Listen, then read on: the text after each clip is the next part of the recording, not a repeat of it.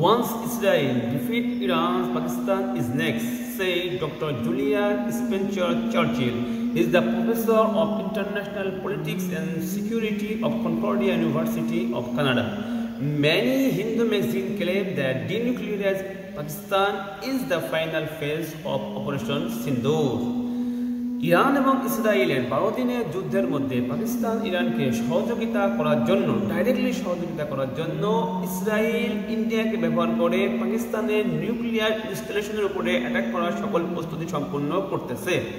আজকে আমরা আলোচনা করব ইসরায়েল ও ইন্ডিয়ার পাকিস্তানের নিউক্লিয়ার সাইটের উপরে অ্যাটাক করার প্রস্তুতি নিয়ে। যারা ইত্তেফাকুল উম্মায় নতুন এসেছেন তারা সকলেই আমাদের চ্যানেলটি সাবস্ক্রাইব করবেন আর সকলেই আমাদের ভিডিওটি লাইক করবেন, সুন্দর একটি কমেন্ট করবেন এবং আমাদের ভিডিওকে শেয়ার করতে ভুলবেন না। আপনারা সকলে জানেন ইসরায়েল এবং ইরানের 12 দিন ধরে যুদ্ধ হয়েছে, যার মধ্যে পাকিস্তান ডাইরেক্টলি ইরানকে সহযোগিতা করেছে, যার কারণে ইসরায়েল এখন চিন্তা করতেছে ইন্ডিয়ার মাধ্যমে পাকিস্তানের নিউক্লিয়ার ইনস্টলেশনের উপরে তারা অ্যাটাক করবে। ইতিমধ্যে তারা তাদের হার্ভার্ড ইউনিভার্সিটির যে প্রফেসর রয়েছে জিওপলিটিক্সে, সে বলেছেন যে we will attack the installation of Pakistani নিউক্লিয়ার্স, অর্থাৎ আমরা পাকিস্তানের যে নিউক্লিয়ার যে ইনস্টলেশন রয়েছে তার উপরে আমরা অ্যাটাক করে দেব। শুধু তাই নয়, ইন্ডিয়া পাকিস্তানের সাথে 4 দিন যাবৎ যুদ্ধ হারার কারণে তারা এখন সম্পূর্ণ ব্যাক করে চলে গিয়েছে। এখন বর্তমানে যে মধ্যস্থতা হচ্ছে তুরস্ক এবং সৌদি আরবের মাধ্যমে, যেখানে পাকিস্তান দাবি করেছে যে 7টা নদী যেখান থেকে পানি অলরেডি ইন্ডিয়া বন্ধ করতে চাচ্ছে পাকিস্তানের মধ্যেকার, সে 7টা নদী এবং কাশ্মীর তাদেরকে অর্থাৎ পাকিস্তানকে দিতে হবে।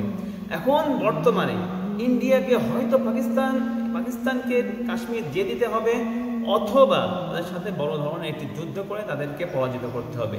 এই দুই উপায় ছাড়া কোনো উপায় ইন্ডিয়ার সামনে নাই। হয় কাশ্মীরকে দিয়ে দিতে হবে পাকিস্তানকে, অথবা তাদের উপরে অ্যাটাক করতে হবে। আর এই সুযোগ গ্রহণ করছে ইসরায়েল ইন্ডিয়াকে বুদ্ধি দিয়ে আবার পাকিস্তানের নিউক্লিয়ার সাইট এবং পাকিস্তানের উপর অ্যাটাক করার চক্রান্ত তারা চালাচ্ছে। অলরেডি ইন্ডিয়ার ডিফেন্স মিনিস্টার তারা 20 বিলিয়ন রুপি বাজেট করে ফেলেছে, 231.6 মিলিয়ন ইউএস বাজেট করে ফেলেছে তারা বিভিন্ন অস্ত্র শস্ত্র ক্রয় করার জন্য। এর মধ্যে তারা ক্রয় করতেছে হলো ড্রোন ডিটেকশন ক্রয় করতেছে এবং লো লেভেল লাইট ওয়েট যে রাডার রয়েছে সেগুলো ক্রয় করার চিন্তা করতেছে এবং very short range air defence launcher তারা ক্রয় করবে এবং বিভিন্ন মিসাইল তারা ক্রয় করার জন্য অলরেডি তারা বাজেট করে ফেলেছে। অলরেডি ইন্ডিয়া 13টি কন্ট্রাক্ট সাইন করে ফেলেছে, অর্থাৎ তারা অস্ত্র শস্ত্র কিনতেছে, একত্রিত করতেছে। এখন তাদের চিন্তা ভাবনা হলো বড় একটা যুদ্ধ পাকিস্তানের উপরে চাপাই দেয়, আর এই যুদ্ধটা খুব তাড়াতাড়ি হয়ে যাচ্ছে। আর তারা এটা চিন্তা করলেও তাদেরকে এটা চিন্তা করতে হবে পাকিস্তান কিন্তু লেবানন নয়, পাকিস্তান সিরিয়া নয়, পাকিস্তান ইরাক নয়, পাকিস্তান ইভেন ইরান নয়, Pakistan the nuclear state. Pakistan army is the number 1 army of the world.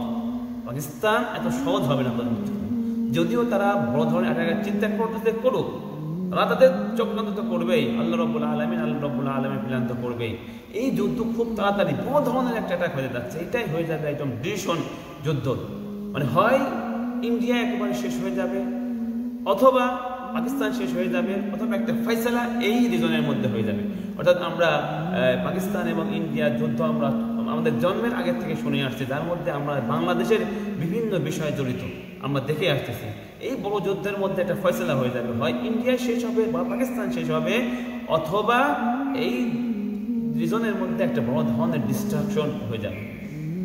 খুব বড় ধরনের যুদ্ধ আমাদের সামনে আসতে যাচ্ছে, এজন্য আমাদের সকলের রেডি থাকতে হবে। আর আমাদের তো এই সমস্ত যুদ্ধের ব্যাপারে আমাদের রাসূলুল্লাহ সাল্লাল্লাহু আলাইহি ওয়াসাল্লাম আমাদেরকে সুসংবাদ দিয়েছেন গজওয়াতুল হিন্দের। তারা গজওয়ায়ে হিন্দের মধ্যে তারা শহীদ হবে। ইসাবাতান মিন উম্মতি আহরাজাহুমান নার ইসাবাতুন তানজুল হিন্দা। আল্লাহ রাব্বুল আলামিন রাসূলুল্লাহ সাল্লাল্লাহু আলাইহি ওয়াসাল্লাম বলেছেন যে আল্লাহ রাব্বুল আলামিন আমার উম্মতের 2 দলকে জাহান্নামের আগুন থেকে মুক্তি দিয়েছে, তার মধ্যে এক দল হবে যারা এই গজওয়ায়ে হিন্দ লড়বে, ইন্ডিয়া পাকিস্তানের যুদ্ধের মধ্যে যারা যুদ্ধ করবে। এজন্য আমাদের সকলকে তৈরি থাকতে হবে।